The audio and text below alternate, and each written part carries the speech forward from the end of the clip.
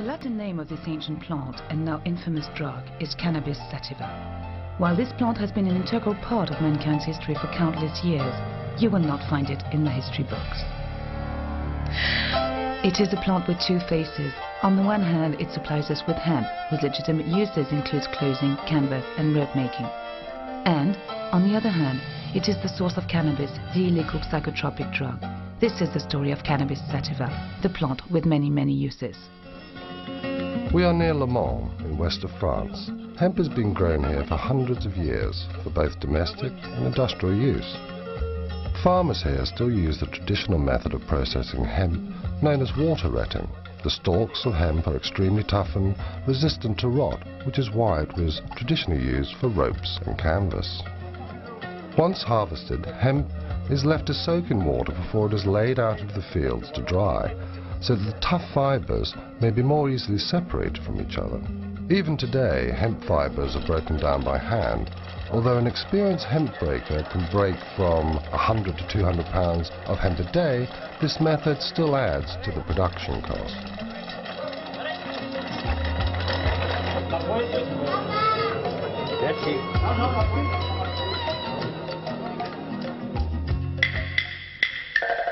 Cannabis sativa is one of the most ancient plants cultivated by mankind. Hemp processing was already developed in China 8,000 years before Christ was born. Hemp was first harvested for its seeds, a rich source of amino acids used for food. Then it was discovered that by breaking the stalks, they could use the fibers to make paper, as well as fishing nets and up to 5,000 hemp-related products, including, of course, textiles. The ancient Chinese called their country the land of hemp and mulberry. Mulberry leaves were used to feed silkworms, from which was produced the precious silk that only the rich and powerful could afford. Everyone else wore hemp clothing. Hemp is called Ma by the Chinese, literally meaning plant with two forms, male and female. Hemp was also the first crop to be grown for use in war. The Chinese had originally used bamboo to make bowstrings. Then they discovered that the hemp fibre was stronger and lasted longer. Imperial decrees ordered that certain areas of the land would be exclusively used to grow hemp. An ancient legend says that hemp paper was discovered by Cai Lun, a scribe and eunuch of the imperial court. To publicize his discovery, Cai Lun pretended to die. He ordered that hemp paper should be burnt around his coffin. Then he arranged his own apparent resurrection and attributed it to the properties of his new invention. Ever since, hemp has been an integral part of the Chinese funeral ceremony known as Wu Fu, or the 5 levels of mourning. This code lays down, among other things, that the family wear different hemp clothes corresponding to their relation with the deceased. The Chinese jealously kept the secret of paper making for centuries. It wasn't until the 5th century that this knowledge was passed on to other countries, finally appearing in Europe in the 8th century.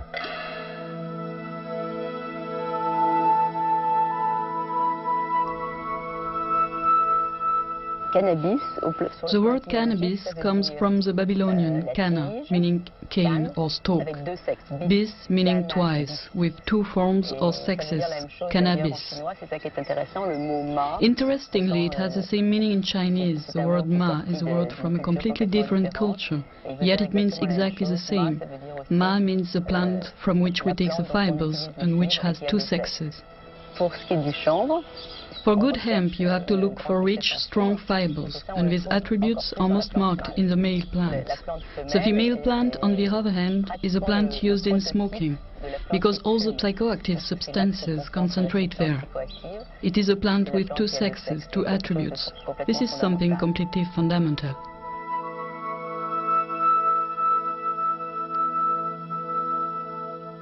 Cannabis has been used medically since the year 2800 BC, when Emperor Shen Nung founded the science of Chinese medicine. Wounds sustained in battle were bandaged in cannabis leaves.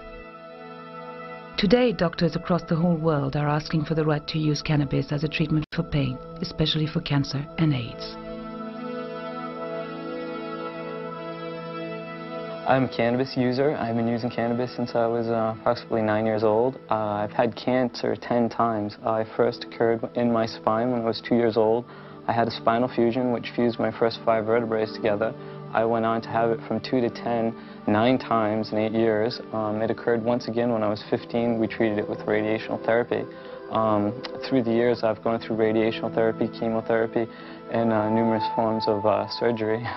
And I stumbled upon cannabis once after radiational therapy use. It alleviated my dizziness and nausea, just the secondhand smoke, and it also increased my appetite. And right now, I go around the world and I try to teach people about cannabis and its benefits and its usages, because I found it so beneficial in my situation.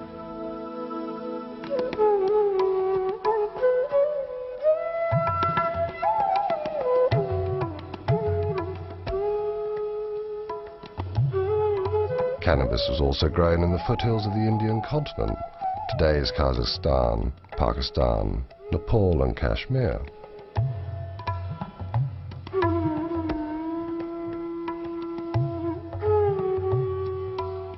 Having gathered the hemp harvest, Indian farmers used the water rotting process to break down the fibres, from which they made hemp flour, porridge or even popcorn.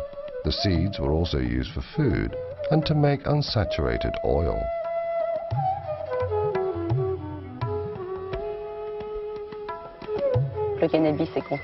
Cannabis is dedicated to Kali, the Hindu goddess, with 2 faces, destruction and reincarnation.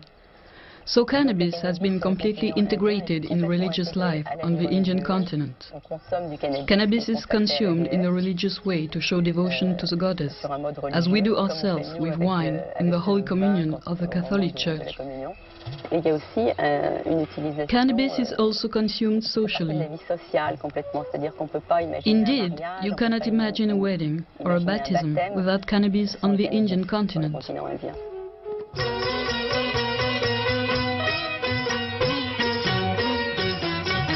Hey man, try some of this.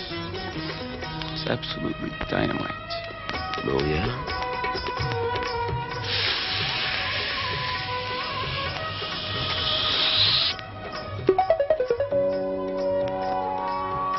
The physical effects of marijuana. The first sensations may be felt instantly after having smoked some grass, or an hour after having eaten it.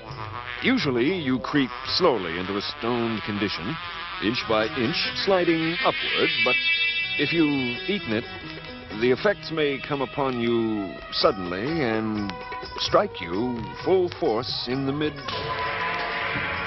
of a word.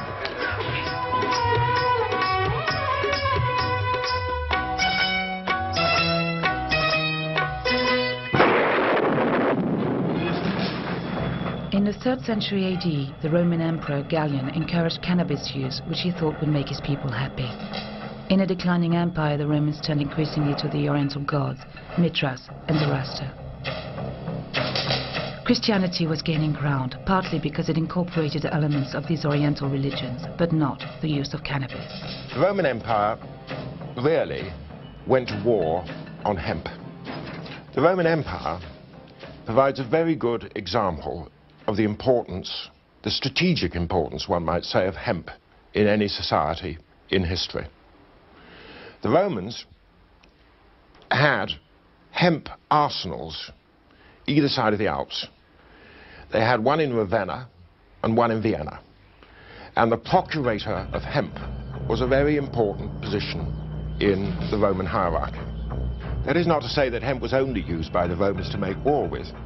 It had its place in all the aspects of hemp and all the aspects of fibers that you can imagine that it would have, i.e. it figured in clothing, shelter, food, defense, aggression, and medicine.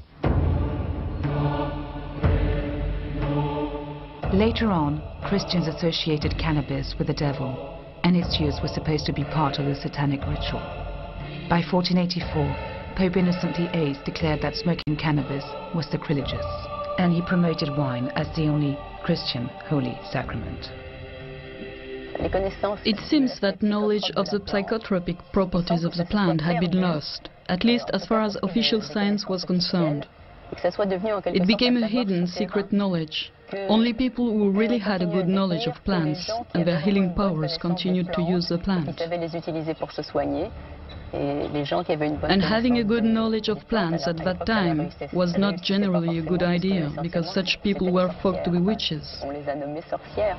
They were called witches because they knew about things that ordinary people didn't know about and didn't understand. It was only in the 9th century that hemp cultivation was encouraged again by Charlemagne. In the monasteries, monks wrote their manuscripts on hemp paper by the light of a hemp oil lamp. In 1945, Gutenberg printed the first Bible. It was printed on hemp paper.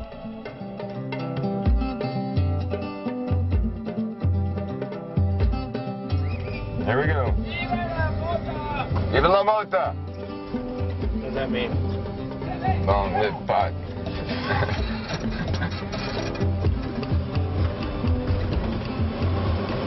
I have a good background and good education. I have 10 years of college, master's degree in biology, and 4 years in the School of Public Health at UCLA. So I started putting together a museum. Slowly people started giving me things they thought were hemp, and I looked around and found things that were historical. There was a can of hemp seed oil varnish here, and hemp Bible there that I've accumulated, 100-year-old flag, and so on. This is an ongoing educational process. I'm learning every day more and more things. People tell me things about hemp while I'm at the museum, so it's very instructive. My mother's a good example. When I learned the hemp stuff, I came to her and told her, and she says, no, it couldn't be the same plant. I know what hemp is. She's in her 80s now. I said, sorry. I gave her the book, and she's a believer now.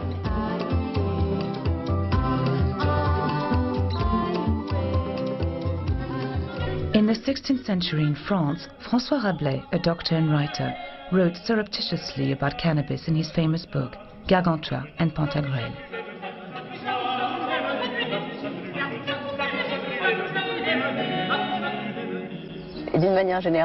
He appreciated cannabis so much that he called it Pantagruelion after his hero Pantagruel. Cannabis, for Rabelais, is Pantagruelion. And this plant has such wonderful properties, as he said, that if plants were to choose a king, in his words, a king of the woods, they would have chosen cannabis to be the queen of plants.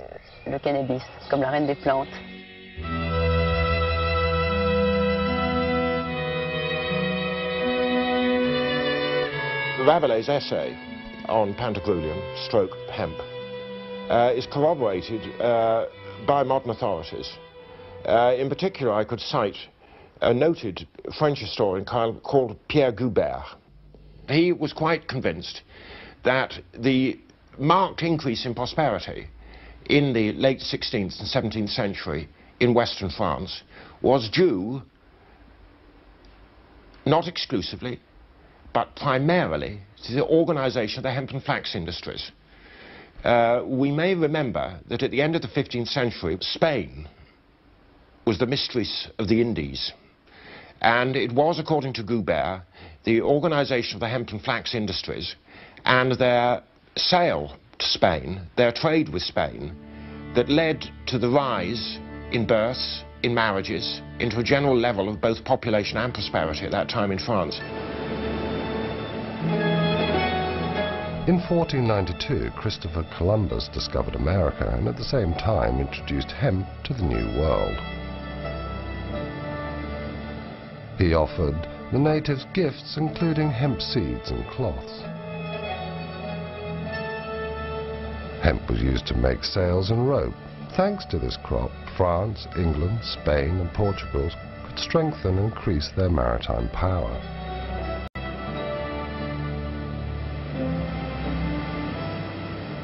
In 1620, the Mayflower brought the Pilgrims to conquer America. In the hold, it also brought hemp seeds. 100 years later, the first drafts of the American Constitution were written on hemp paper. The same paper was used in 1776 for the Declaration of Independence. Cannabis seeds were now also brought into America by the African slaves.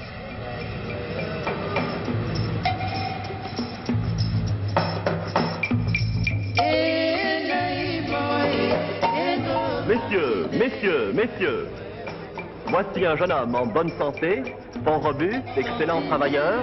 400 piastres. 500 piastres. 600 piastres. The Africans were captured in their own country to be used as slaves in America. They arrived without clothes and were given rough hemp clothes to wear. That was a traditional prison uniform.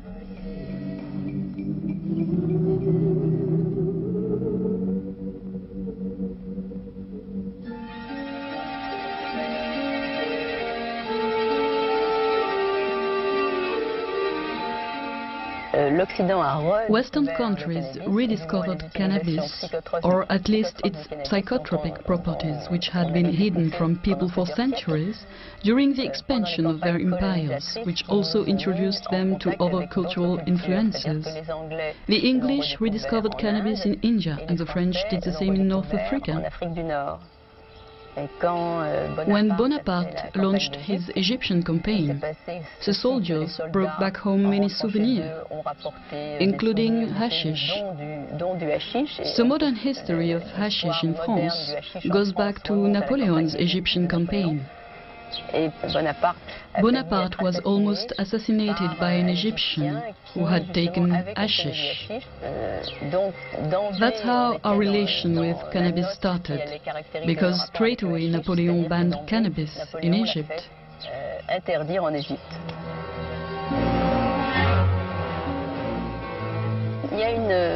For a long time there has been this theory in France, you can still hear it sometimes said, that the word assassin is derived etymologically from the word hashishin. But if you look closely at this theory, this is not a true derivation. Nevertheless, it has been used to discredit cannabis. What is interesting is that you can find the idea again behind the climbing myth. The West has often made such mental contortions in order to prove the real danger of cannabis.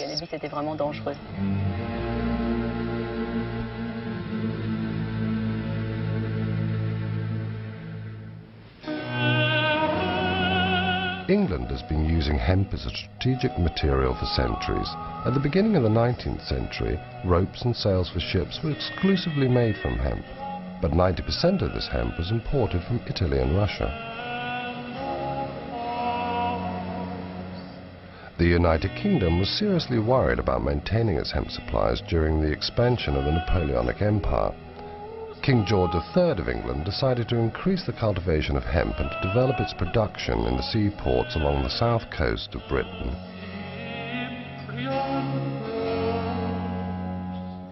Now, Bridport is a most remarkable seaport.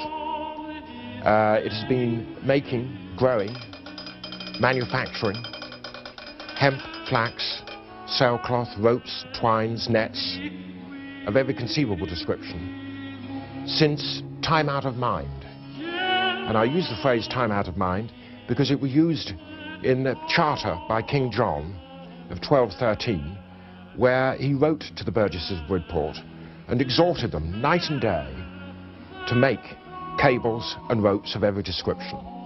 There were frequent wars with France, certainly from early medieval times, until, of course, Napoleonic Wars.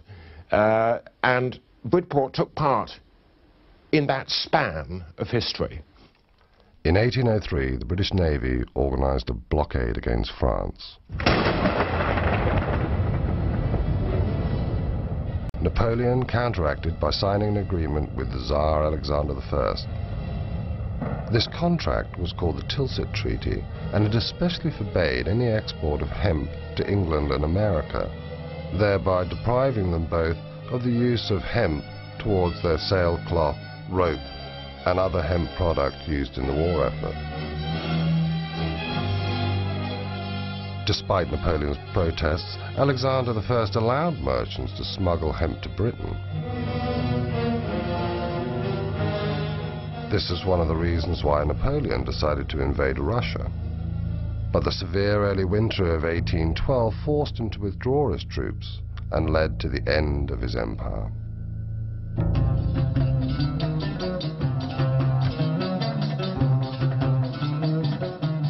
In the early 19th century, in Europe, the mysterious East became the latest rage, as did cannabis smoking. The Oriental wave influenced styles of interior decoration, clothing, and travel abroad.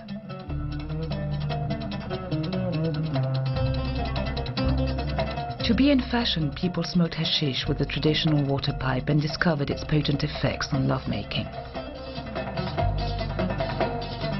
In Paris, the famous Assassin Club was located at Hotel Pimodon. Artists and writers came here to eat Dr. Joseph Moreau de Tours' famous jam, which incorporated hashish. Among them were Théophile Gautier, Eugène Delacroix, Charles Baudelaire, Alexandre Dumas, Gérard de Nerval.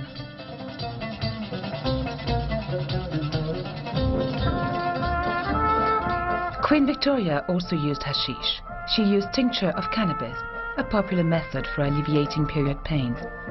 She was also prescribed morphine or laudanum, another popular remedy for many complaints.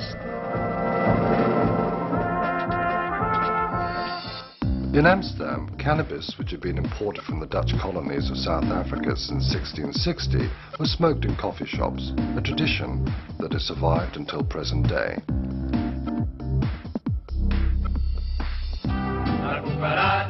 At the end of the 19th century, Indian migrants brought cannabis into Mexico, where it was named marijuana, and then became the symbol of Pancho Villa's rebellion with the song La Cucaracha.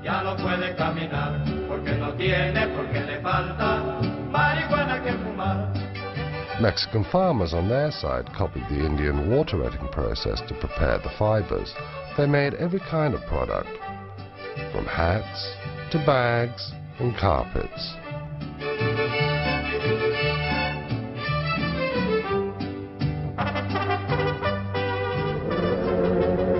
Marijuana traveled from Mexico to the southern states of America. Black people working in the cotton plantations smoked it to try and soften their harsh lives, which were aggravated by the economic aftermath of the Civil War. Marijuana fever hit the suburbs of Louisville through Dixieland jazz and swing.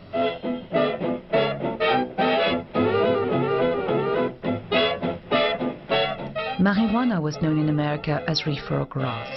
Within a few years, reefer songs spread widely from the music clubs, which had appeared everywhere where the immigrant black community settled. Have you ever met that funny reefer man? Have you ever met that funny reefer man? Along with new developments in the hemp industry and a growing awareness of the dangers of alcohol, marijuana began to be the subject of interest in the corridors of political power. In 1911, New Orleans and then Louisiana and Mississippi and a couple of states along the Mississippi River outlawed marijuana. Meanwhile, alcohol was increasingly being seen as a danger to society. American women lobbied for alcohol to be banned. They succeeded with prohibition, which led to illegal speakeasies, the proceeds of which enriched criminals and resulted in violence and gang warfare. Alcohol was legalized again in 1933. Then all of a sudden alcohol was becoming legal again, and all these agents didn't have anything to do, and Harry Anslinger thought, well, we should have a law against hemp, and so did William Randolph Hearst, and so did DuPont, and the three companies got together, and other people claiming the cotton industry joined in to outlaw hemp because it was making a huge comeback. And the reason it was making a huge comeback is that it took 200 to 300 hours to plant, harvest, and make ready for fiber acre of hemp. But all of a sudden, in the 30s, in the 1930s, that 200 or 300 man-hours per acre went down to 1 man-hour per acre. It was a better fiber than any other fiber and previous hemp fibers. And that was the beginning of the end of all fibers, as being the only synthetic. Nylon was the new synthetic, would have to make way for the reintroduction of hemp as an inexpensive fiber, as well as the strongest, the best, the longest lasting, and the softest fiber. The government of the United States outlawed a fiber and forced the rest of the world to swallow it. They swallowed the outlawing of the #1 fiber on Earth for 10,000 years until the 1930s, and then they outlawed it completely. China, the hemp country, was part of the Japanese plan for military conquest. But in official Tokyo, seat of an empire which for nearly a decade has been governed by its stern and ruthless military caste, there is more activity, more secret comings and goings than in many a year. The little men who command the world's third largest navy see in the South Pacific the richest of all colonial prizes. The Philippines, a group of 7,091 Pacific islands which, still under the protection of the U.S. flag, constitute the only major hazard to Japanese plans for new conquest in the war year of 1940.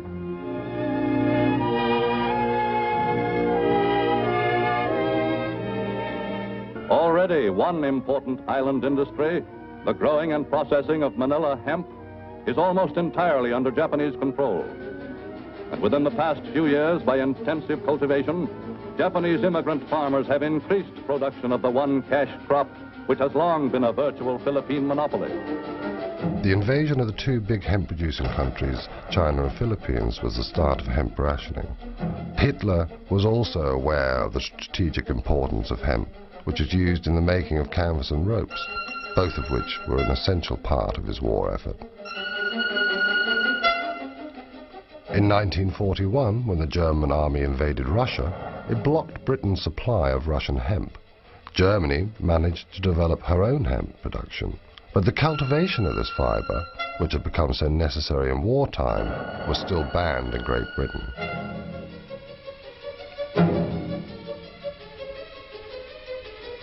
In 1942, the German troops reached the center of Russia. The land continued to produce hemp, which enabled Hitler to move confidently to the next stage of his plans for the Reich. To safeguard its own supplies of hemp, Great Britain urged India to increase production.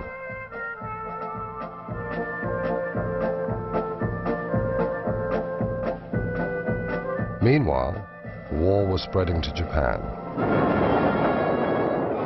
Within little more than a year, Japan, successfully employing once again the deceit and treachery which had so well served her in the past, had taken the final desperate plunge. When Japan bombed Pearl Harbor, forcing the United States of America to declare war, Americans realized they were cut off from their hemp supplies. The U.S. Navy was totally dependent upon hemp for rot-resistant ropes for their ships and for many other components.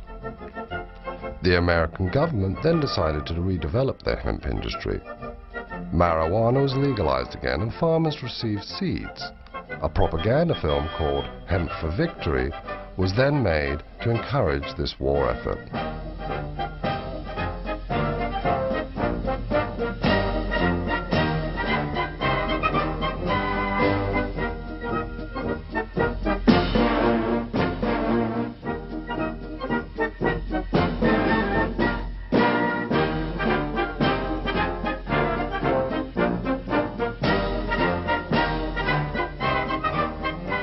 The Allies' air forces were completely reliant upon hemp.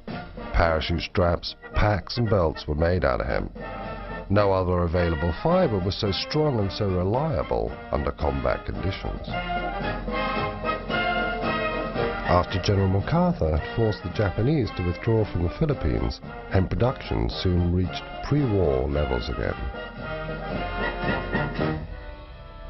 After the war years, a new world arose from the ashes of the old. India gained independence.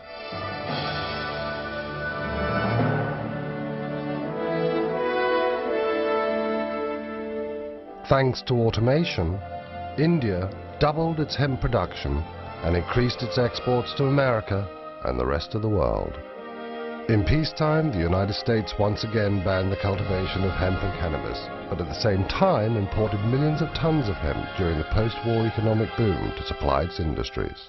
For this is the Port of New York, a sprawling pattern of activity covering more than 1,500 square miles. Its 650-mile waterfront, an ever-changing mirror reflecting the work of the world and its needs and tastes. Grain from Canada, and fish from Portugal and Norway, tires from Akron, and hemp from India.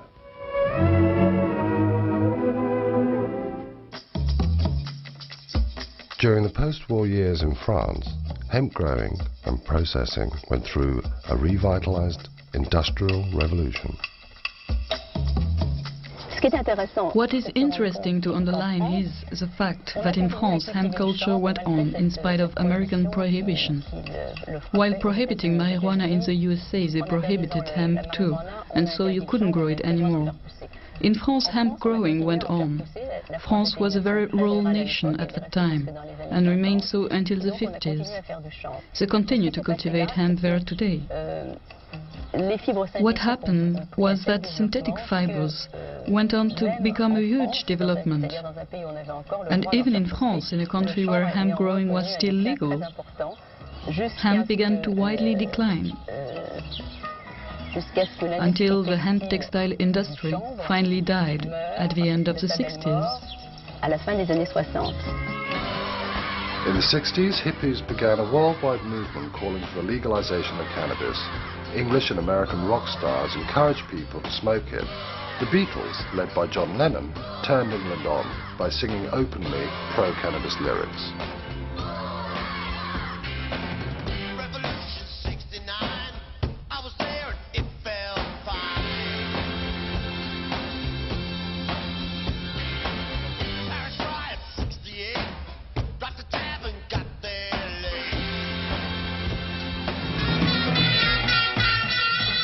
The Rolling Stones' preference for Moroccan hashish brought them more fans, offering an alternative to the Beatles and to the fashion for things Indian. Hippies then decided to hit the road for Morocco. Do you see the fields over there on the mountain? At this time of year, you can't find any other plant growing there, because this is the only crop that grows here. Can you see how easily it grows? You can find it even in front of the hotel. I think if these people had to choose a symbol, it would definitely be the hashish flower.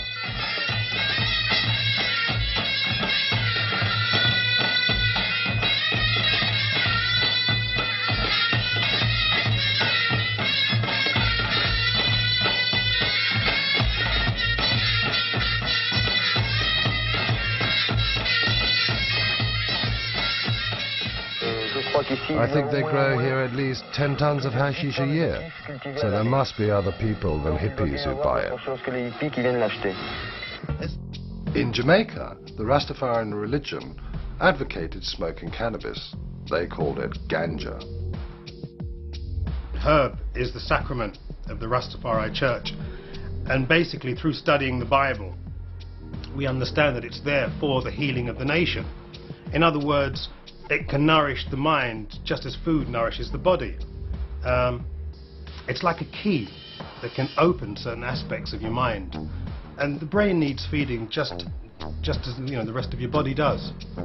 But for me personally, it seems to tune you into a certain wavelength that you can't reach without it. Although I do understand that through certain meditations one can achieve these heights without smoking herb or taking any other drugs. But in the 20th century, I personally don't have the time, so it's like a shortcut to get to this place to help you be creative. And another thing I find really interesting about weed is how through the smoking of it or the trying to acquire it, it brings together people of different classes, backgrounds, cultures. And in bringing those people together, there's an exchange of ideas, and through that exchange, other things happen. At the same time, cannabis was legalized in Holland. That's how Ben Dronkers was able to become the first legal producer of marijuana to become a millionaire. Here we find different varieties that me and my colleagues, we tested out by once in a while, looking at the plant's and try them out. In that sense, it's a wall where people can always look and go back to and say this variety had a certain smell or a certain aroma. Quality is very important, and it's the most important factor where we look at. Always people think also about quantities of material you can harvest, and of course it's very difficult to have a balance. You find plants with very large, big buds, and you find plants with smaller buds. But even the plants like this that have a very small bud is one of our basic plants we have for the breeding of many of the strong varieties that you can see on this side. That means that some of the strengths and some of the important potency we always try to bring back in one variety, and that is the variety that people buy in the shop. And that is the importance of good seed. Is like any farmer could know that that's the start, and then you end up with some good materials. The Sensi Seed Bank grows the best marijuana seeds in the world, I think, for many years. Also, we want to make the best hemp seeds from the world, and we're working very hard on that. For that, we made a new company that's called Hempflex, and Hempflex produced in the north of Holland on this moment, last year, 140 hectares of hemp, and coming year we want to go to 1,500 hectares. That is the minimum we want to do, and for sure later on we will have to do more. From that material we have produced last year, we're producing on this moment just the raw fiber and the wood materials. It comes out like that. And from the wood we have the plan to make cat litter, and actually the same things like people want to do in England. It's beautiful wood you can press from it, and also some composites like this pressed from fiber and wood. And very interesting, what I like, one of the things I like myself the most is the isolation material.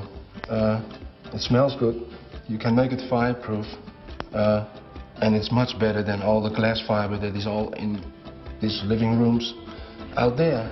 So hemp is the future.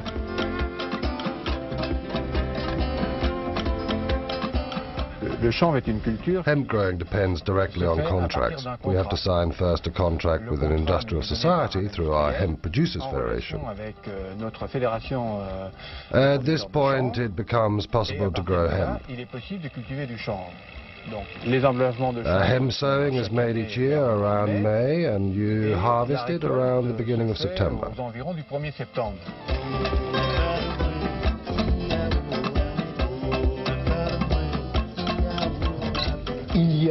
In Le Mans in France, they produce hemp seeds which contains a very low toxical agents level. Hemp legalization is very precise and obliges producers to use varieties which have been tested and contain no drug. They must have not only a strong agricultural potential, but a very low THC rate too.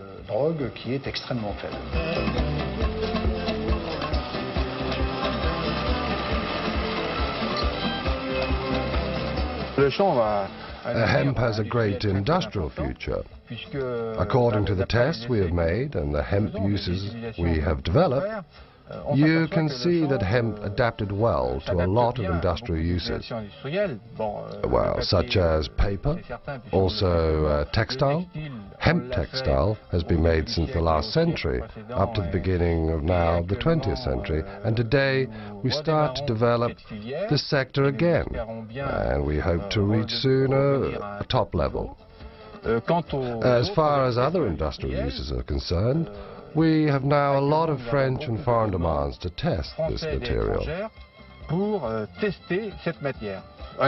Here, for example, amongst others, for hemp industrial use, a German asked us to test and incorporate hemp in the braking disc manufacturing process, because it's very resistant and non-toxic at all. Non-toxic for human beings. Hemp renewal has drawn the attention of the American Cannabis Bible and magazine High Times, who sent their intrepid journalist Ed Rosenthal to Europe and Hungary to bring back photographs. Ed has issued a book called Hemp Today.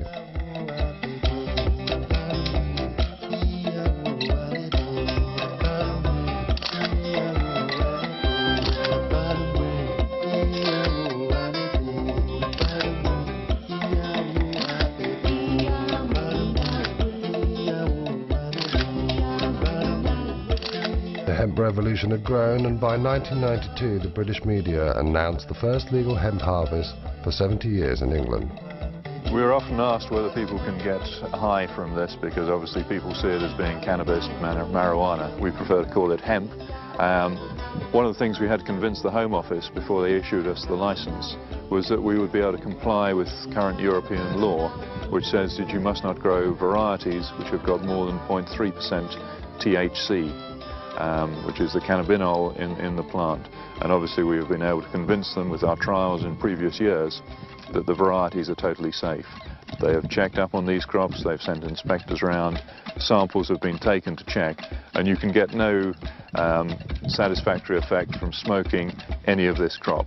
Or if you smoke the entire 50-acre field behind me, you would get a very big headache that would do yourself no good at all. At the first International Ecological Festival in Frankfurt, March 1995, the green activists are successfully promoting hemp culture. The International Hemp Association was formed in 1992. We're based in Amsterdam in the Netherlands. And this group was formed primarily to facilitate communication between the various groups, sometimes factions, within the hemp world.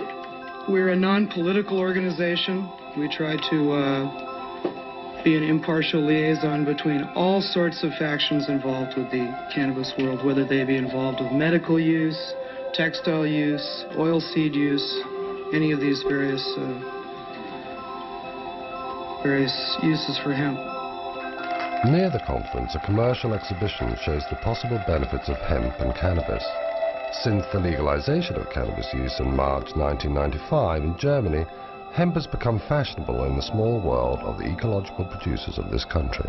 It's 100% natural cosmetic done of the basis of hemp oil. For example, we make this shampoo. It's a composition with hemp soap and the hair balm that they use it in combination with the shampoo, the best results gives.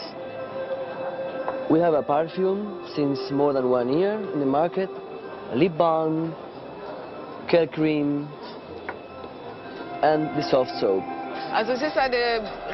A real fashion began with the issue of this book on hemp. Hemp has become so popular in Germany that the market today is very good for us.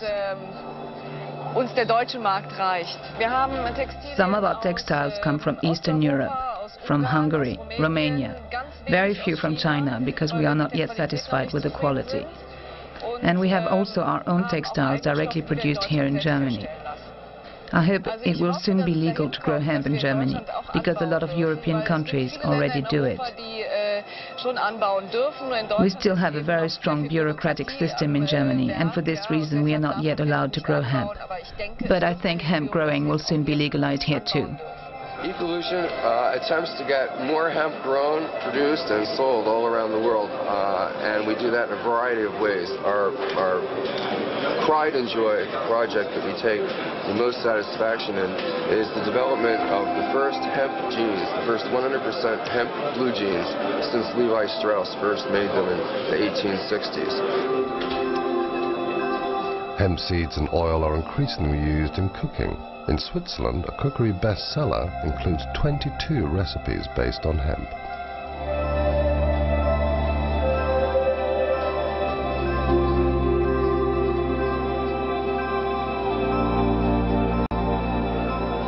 My name is Matthias Bröckers. I'm a journalist and writer, and I edited Jack Herer's book, The Emperor Wears No Clothes, in Germany. We added a lot of scientific data and stuff on the German and European history of hemp to the American Emperor Wears No Clothes, and so the book went a bestseller in Germany immediately.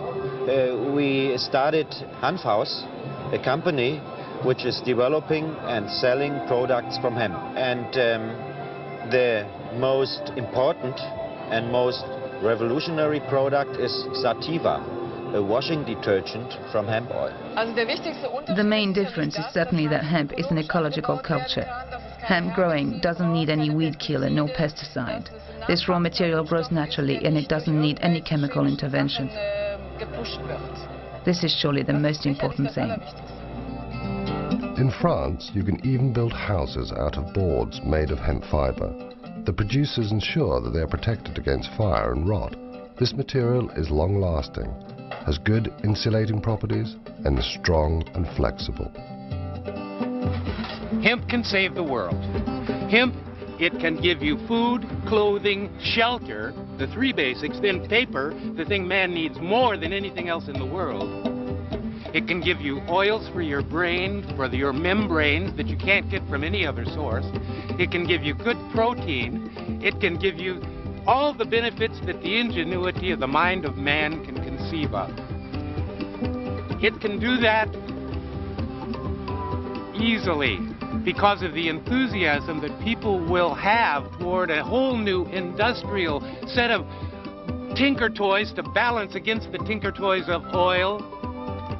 The people who are cutting down the forests, the big businessmen who want to profit right now, not a profit 20 years from now. People who are not trying to think in terms of construction, but they're thinking absolutely in terms of destruction. Now, whoever these people are, they are small men at the center of things. Put hemp into the mix, and maybe some of them would get shuffled to the outside, and maybe we'd have a happier life. Anyway, as a science fiction writer, I tell you that hemp is an excitement to me because it's like the miracle ingredient, newly discovered but ancient as time, that can solve all the problems.